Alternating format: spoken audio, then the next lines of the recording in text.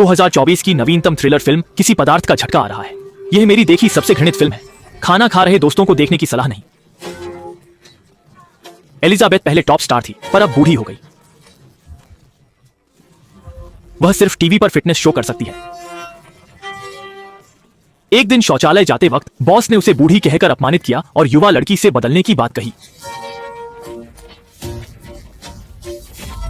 Boss के कठोर शब्दों ने एलिजाबेथ को चोट पहुंचाई। अपनी झुर्रियों को देखकर वह निराश हुई। रास्ते में उसका पोस्टर हटा देखा और दुर्घटनाग्रस्त हो गई।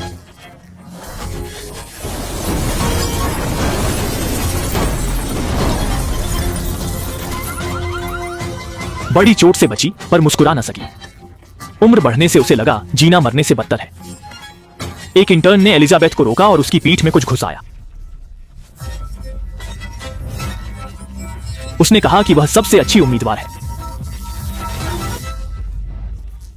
अस्पताल से निकलते ही उसे जेब में एक यूएसबी मिली। तभी एक पुराना स्कूल मित्र मिला। दोनों बूढ़े थे, पर मित्र ने अपना प्यार छिपाया नहीं और नियमित मिलने को कहा। घर लौटकर उसने यूएसबी खोली।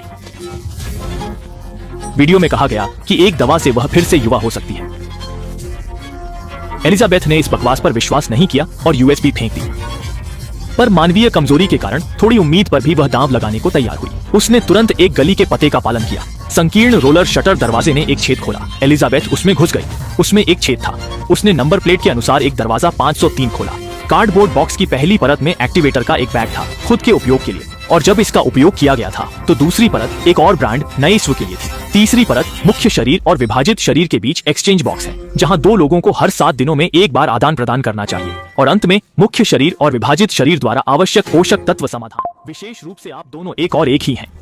एक छोटे मनोवैज्ञानिक संघर्ष के बाद एलिजाबेथ ने अपने आप को नंगा कर लिया और इंजेक्शन के ठीक बाद उसे लगा कि दुनिया घूम रही है और बेहोश हो रही है। और फिर उसकी पीठ कांपने लगी, जैसे कि कुछ बाहर निकलने वाला हो। अचानक उसकी पीठ में एक बड़ा छेद टूट गया। अजीब आंखें भी दिखाई दी और एक मानव पैर वास्तव में एलिजाबेथ की पीठ से बाहर निकल आया। एक गोरी चमड़ी वाली खूबसूरत लड़की को इस दुनिया में आने और खूबसूरत चेहरा होने में देर नहीं लगी। उसके पास एलिजाबेथ की सारी यादें थीं, लेकिन उसके शरीर में धरती हिला देने वाले बदलाव आ चुके थे। विकिरण करने वाले तारे की आत्मा के शरीर को देखते हुए वह बहुत संतुष्ट थी। और फिर उसने मुख्य शरीर के पिछले हिस्से को सिलने के लिए एक सुई और धागे का उपयोग किया, ताकि यह एक और आत्मा हो। और फिर पोषक तत्व समाधान को इंजेक्ट करना शुरू कर दिया। यह सब करने के बाद अगली स्प्लिट शियाओबाई के शरीर में यह जवान और सुंदर एयर कुशन हो सकता है। लेकिन उसे अचानक चक्कर आ गया और उसकी नाक से खून के धब्बे निकल रहे थे। उसने तुरंत सोचा कि उसने अभी तक स्टेबलाइजर्स का इंजेक्शन नहीं लगाया है और हर दिन 7 बोतलों को इंजेक्ट करना पड़ता है। इसलिए उसने जल्दी से सुई उठा ली, मुख्य शरीर के पीछे से स्टेबलाइजर निकाला और फिर एक ट्यूब निकाली और उसे अपने शरीर में इंजेक्ट किया। इस समय वह तरोताजा महसूस कर रही थी और पूर्ण आत्मविश्वास होने के बाद वह एक साक्षात्कार के लिए टीवी स्टेशन पर आई। अपनी प्रतिभा को फिर से आकार देना चाहती थी। जियाओबाई की तेजस्वी उपस्थिति और गर्म आकृति ने सफलतापूर्वक बॉस का ध्यान आकर्षित किया और तुरंत जियाओबाई पर हस्ताक्षर किए। और रहना नहीं, सभी यादें और पिछले अनुभव ने उसे टीवी स्टेशन का सबसे चमकीला सितारा बना दिया।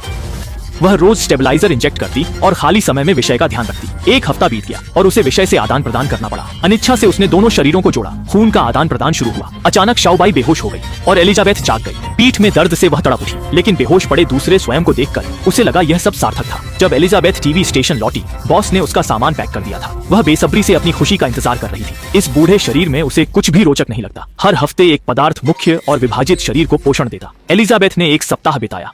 फिर शाओबाई ने पदभार संभाला। उसका जीवन अधिक रोमांचक था। वह अपने अस्तित्व का आनंद लेती, लेकिन बाथरूम में पड़ी एलिजाबेथ दर्द से कराह रही थी। शाओबाई ने बाथरूम तोड़कर उसे अंदर डाला। शोर से पड़ोसी नाराज हुए, पर सुंदर शाओबाई को देखकर उनका गुस्सा ठंडा पड़ गया। उन्होंने पूछा, क्या मदद चाहिए अगले कुछ दिनों में? बॉस के समर्थन से शाओबाई की प्रसिद्धि बढ़ती गई। 7वें दिन की रात काम के बाद उसने एक युवक को घर बुलाया, लेकिन आदान प्रदान का समय आ गया था। सिर दर्द से उसकी नाक से खून बहने लगा। वह जल्दी से गुप्त कमरे में गई। मुख्य शरीर का पोषण पूरा हो चुका था, पर लालच में उसने नियम तोड़कर एक और स्टेबलाइजर लिया। नया जीवन पाकर उसने रात बिताई। 8वें दिन आदान प्रदान के बाद एलिजाबेथ बाहर आई और देखा कि घर अस्त व्यस्त था। शाओबाई ने कहा वह कुछ दिनों में वापस आएगी, पर एलिजाबेथ को कुछ गड़बड़ लगी। उसकी एक उंगली मृत हो गई थी। कपड़े उतार कर देखा तो पता चला कि शाओबाई ने नियम तोड़ा था। उसने कल अतिरिक्त स्टेबलाइजर लिया था। एलिजाबेथ ने तुरंत कंपनी को फोन किया और पूछा क्या कोई इलाज है, पर उन्होंने कहा कि दूसरे ने आपका जीवन ले लिया है, कोई उपाय नहीं है।